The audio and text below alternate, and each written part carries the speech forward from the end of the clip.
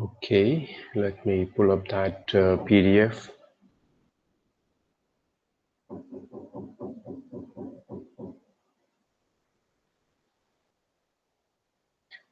Can you see it on your screen? Yes, Father. Thank you, David. Uh, as I mentioned to you earlier, this is taken from Lit Charts, and you can also visit it. The poem that we listened to, read by Eliot and other speakers, is also taken from a link in Lit Charts resources. So you can visit those. And the text that I have shared, I think Nivid has shared with us, has all the references beginning with the epigraph itself. So you can, before our next class in the evening, have a look at those references. And here I'll try to introduce you to the structure and maybe some of the characters if we have time, or else we'll do that in the evening. But let me just read what you see on your screen.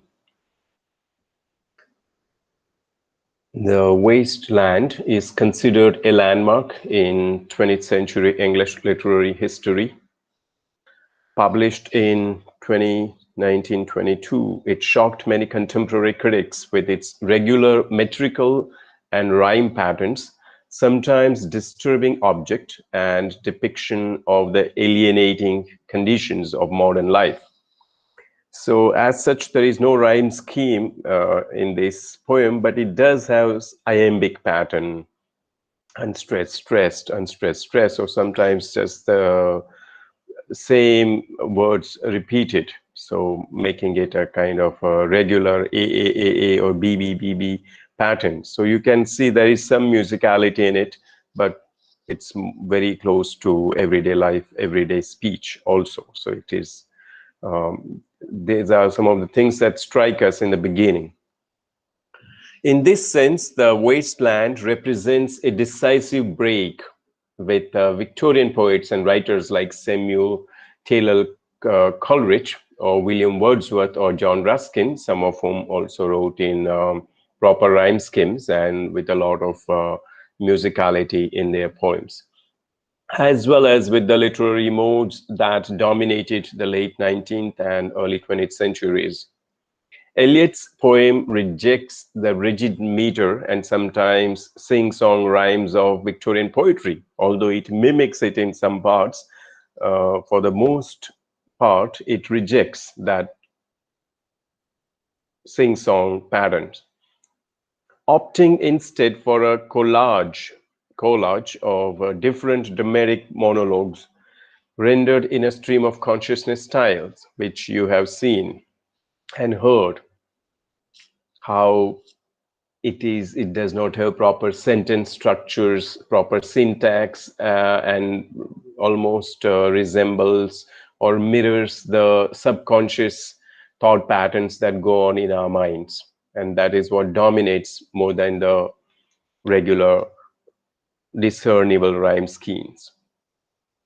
This is not to say, however, that Eliot entirely rejects all prior poetic models. On the contrary, from Dante to Shakespeare, Eliot frequently and explicitly alludes to many of the grand masters of literature, sometimes even quoting directly from other works and citing them in the footnotes. So that's something to remember, that it's not a personal poem and it's not a stream of consciousness piece of writing. It does refer to the previous traditions, and it does quote Shakespeare and Conrad and Latin poets and even Dante, uh, and to poetry from French and Latin, just to tell us that it's not break from the past, but it's trying to make sense of the past in the current reality, in the context of the aftermath of the World War I. Indeed, throughout the Wasteland, Eliot appears to be actively mourning the loss of an earlier artistic era, whose norms and meaning making he sees as having been shattered by the wreckage of World War One and the 20th century modern life. So it was not only the World War that had destroyed a connect with the past, it was also the industrialization and the kind of rationalization and the kind of individualism that was creeping in general life in Europe at that time, that had disturbed a kind of connectivity with the past. Ironically, the wasteland is now considered a canonical work in its own right. And that's what happens to any great revolutionary work, that when it appears first, it is challenging the status quo, challenging the stereotypes. It wants to break away from the past, and it sets a new tone, and it presents something avant-garde or something very experimental or new. But in the course of time, it becomes canonical, it becomes standard, it is assimilated, it is subsumed by the tradition itself. And it has happened to the wasteland, it has happened to Ulysses, it has happened to Midnight's Children, that these works themselves have now become classics and they are considered representative of the age. Whereas when they were written to precisely break the sense of a continuous tradition in literature. However, this is inevitable, and it has happened to the wasteland also, that it is considered very canonical work of modernism. It is a leading example of modernist poetry, if not the leading example. It is one of the leading examples for sure, and was heavily influenced by another major modernist work, James Joyce's novel Ulysses.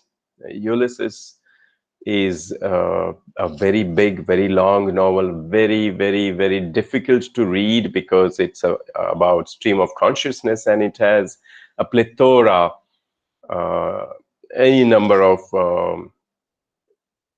references to history, to philosophy, to works of literature, and therefore it is also a classic in modernist literature. And as I told you, although Ulysses was written slightly earlier than The Wasteland, both were published in 1922, and Eliot was hugely, hugely impressed by Ulysses and the kind of richness and depth it contained.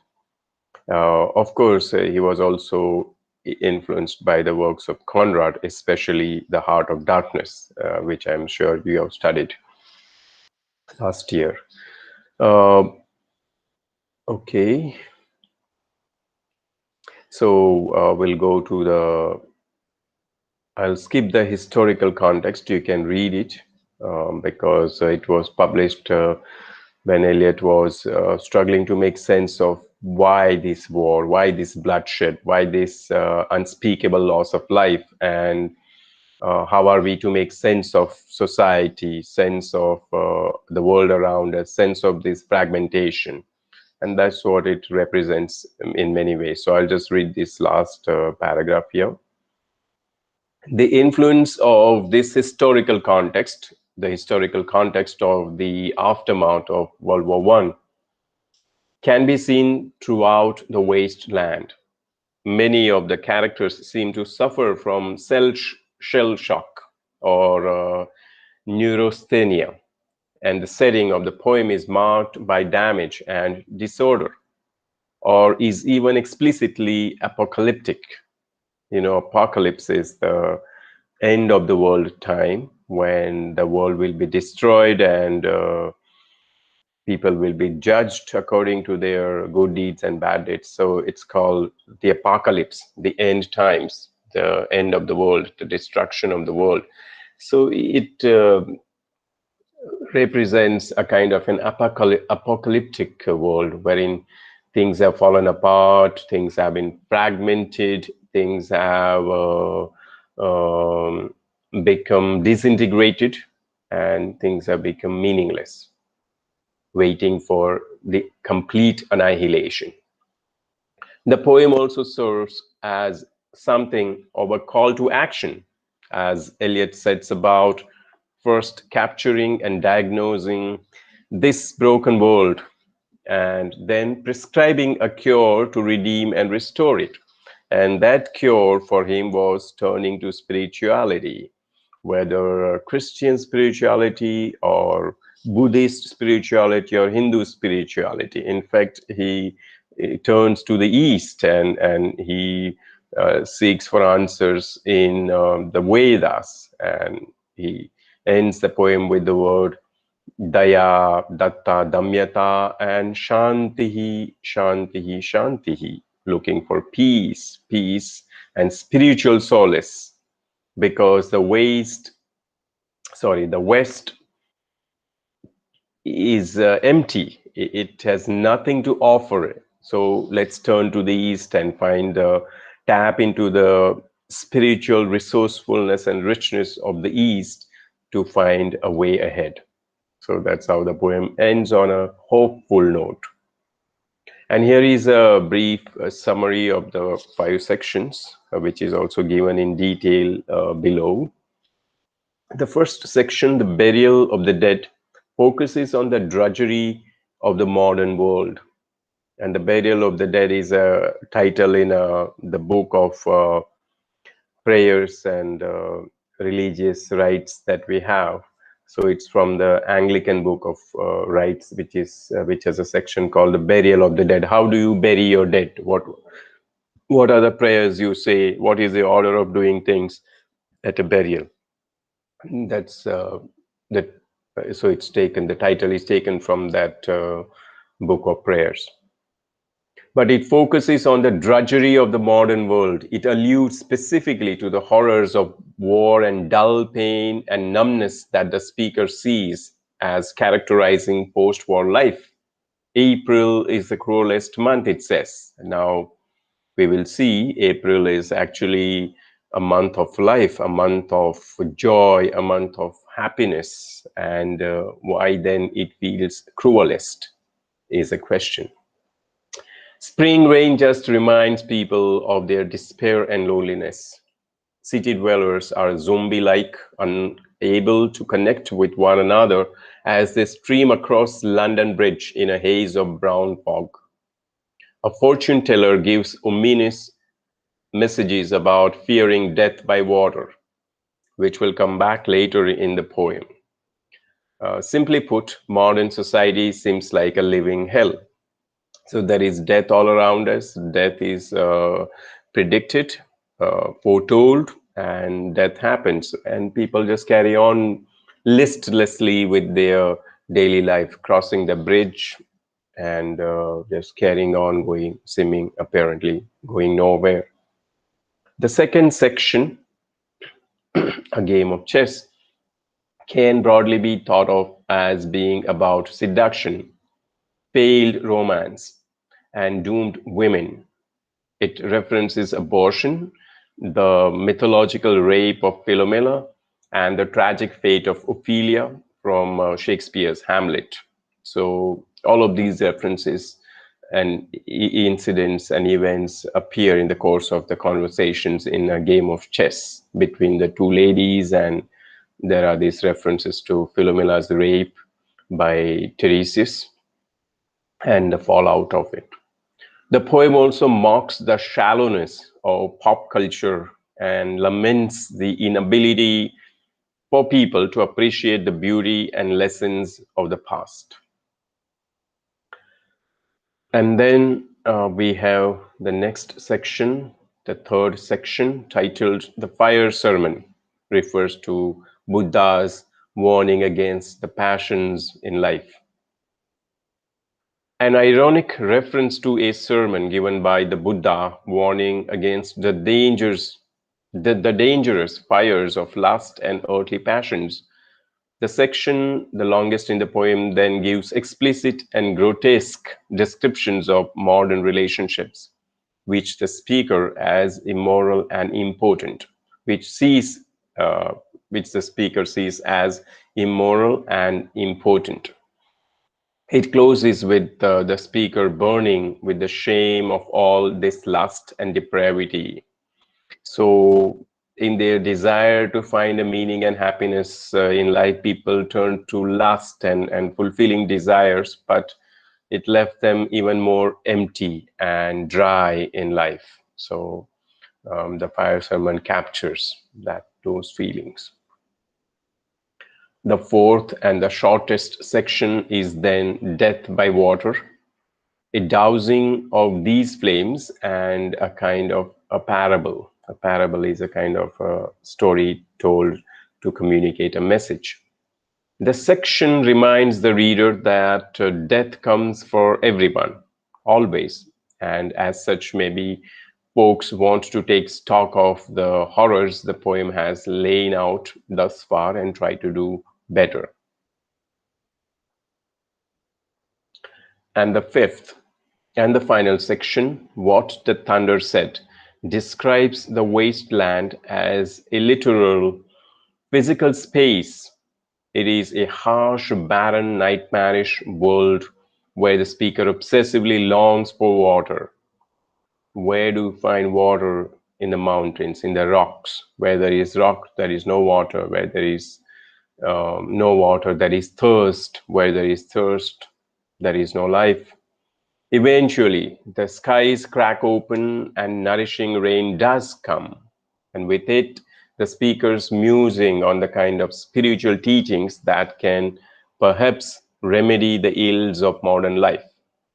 So the West is compared with a kind of a barren, mountainous, rocky, arid land, and the East is compared to a kind of rain clouds, a life-giving rain that would drench it, that would rejuvenate it, and that would lead it to life again through its spirituality, spiritual resources. And that's in general the poem, but it's much more dense and much more deeper than that. And for that, we'll have to read about the characters and the references. So I will stop here and advise you to go through these sections in detail before we meet for the 5 o'clock class, for those of you who can attend. And then we will take the poem line by line and see how many references we can discuss and how many themes we can collect for us to analyze later. But it's important for you to identify the speaker, identify the context in which things are being said, and connect with the references that are made for you to understand what's going on. Otherwise, it will look like a kaleidoscope and you will not be able to pick out exactly which thread is going where. Okay, so we'll stop here, and I hope you will go through this longer explanation of the sections before we meet tonight.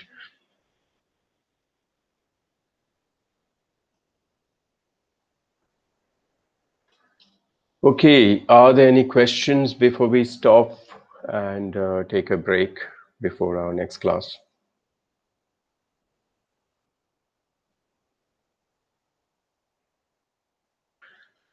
Okay, so then I'm stopping recording. You may now leave, and we'll meet again at 5. Thank you.